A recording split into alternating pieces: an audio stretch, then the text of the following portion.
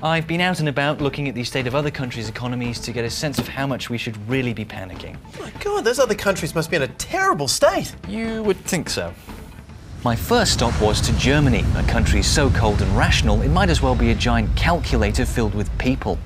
To get a better understanding of how Germany keeps its economy running so smoothly, I'm here at the top of Commerzbank to talk to someone in the know. So tell me, Carl, how is it that Germany keeps its debt level so low? Nou ja, eigenlijk is onze schulden entspricht derzeit rond 80% BIP. What?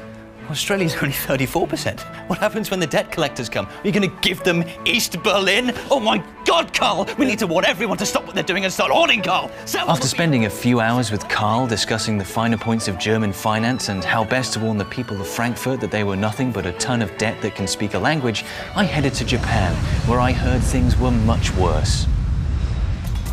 In Japan, debt is over 200% of their GDP, and people are swarming the streets like ants, working a 17-hour day, before cramming themselves into cheap, overcrowded fluorescent pods. So pretty much business as usual, which is strange because unlike Australia, Japan's economy is actually f***ed. Their debt is over 1 quadrillion yen. Quadrillion, I've never even heard that number used seriously before. I mean, why are you not freaking out like your government is? Do you know this will all be like Blade Runner in a week?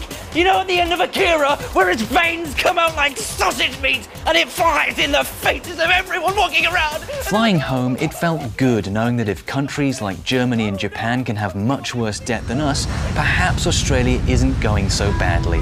Welcome to Sydney, Australia. It's a balmy 23 degrees and our government debt has just reached 34% of GDP. That's the worst number ever! The government says we're doomed! No way, we have the second lowest debt level in the developed world! Overreact!